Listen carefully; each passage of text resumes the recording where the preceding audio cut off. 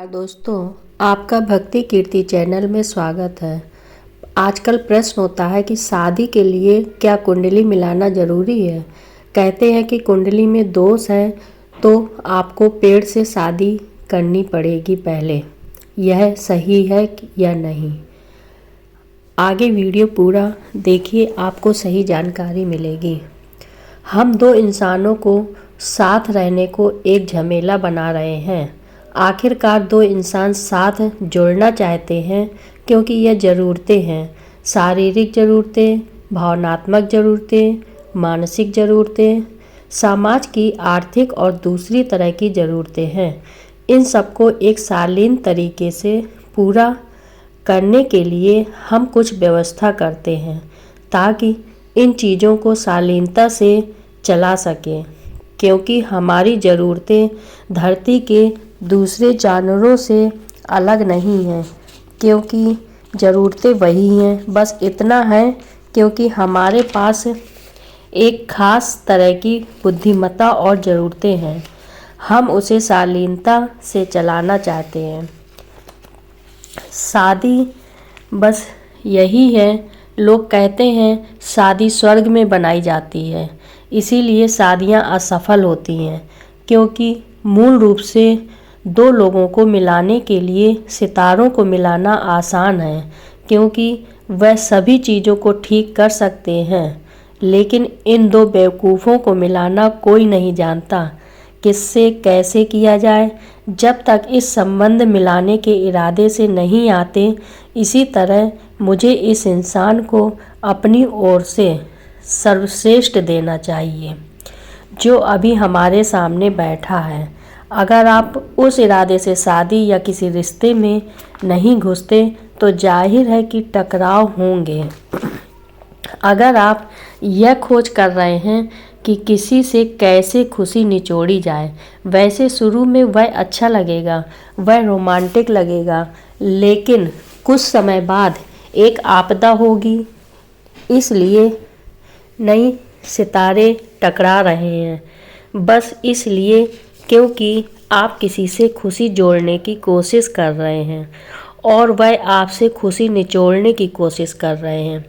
कुछ समय बाद हर हाल में एक संघर्ष बन जाएगा। अगर आप यह देख रहे हैं कि खुद को दूसरे इंसान पर समर्पित करना है, अगर वो इंसान भी यही कर रहा है, तभी एक शानदार रिश्ता बन रहा है। और अगर आप इस तरह कर रहे हैं, दूसरा इंसान इस तरह का नहीं है, आपका जीवन तो अच्छा होगा पर उसका जीवन झमेले वाला होगा। हाँ, क्योंकि देखिए, मैं आपको एक चुटकुला सुनाती हूँ। यह एक गंभीर सवाल है। एक दिन वह प्रोफेसर के पास गए। एक महत्वपूर्ण चीज़ पर मुझे आपकी मदद की ज़रूरत है। बेशक मैं आपको बताऊंगा। आप क्या चाहते हैं?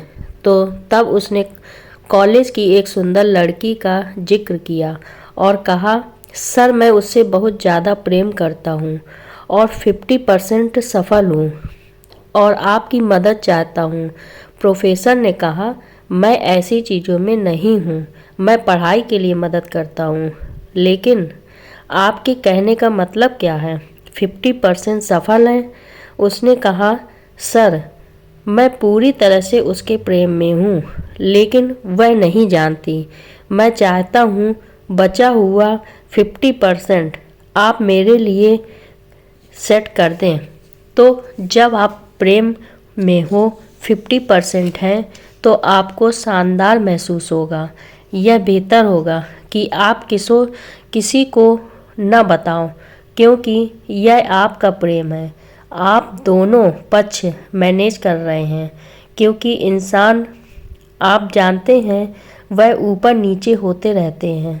तो लोगों का मेल बैठाने के लिए तो आपको ग्रहों, सितारों, हर चीज़ को तोड़ना मरोड़ना होगा। बिल्कुल नहीं। बात है कि हम इसको बहुत झमेला कर रहे हैं। आपने गोत्र की बात की।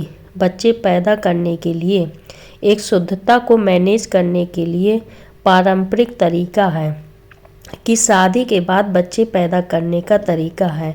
आप हम यह हैं कि किसी ने बच्चे पैदा किए हैं तो वंश की शुद्धता कायम रखना, ताकि जो लोग किसी तरह भाई बहन माने जाते हैं वह लोग शादी न करें।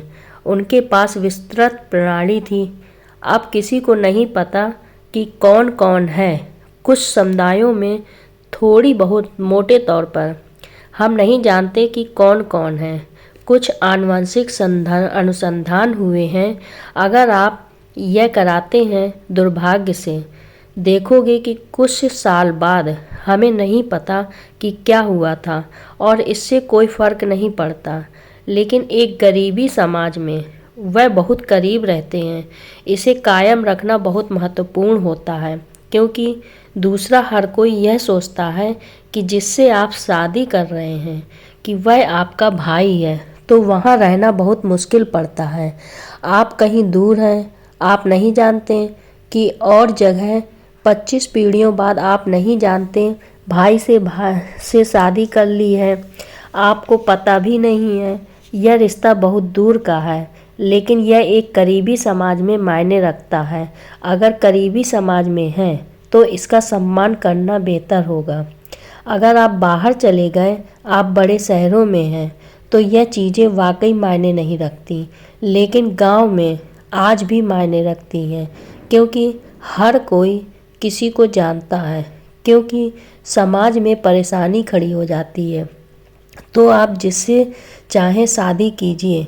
क्योंकि अगर आप ऐसे इंसान से शादी करती हैं जिसको आप नहीं जानती, क्योंकि आप जिससे शादी करेंगी उसको दुखी बनाएंगे। उस आदमी को बचाने की कोशिश हो रही है।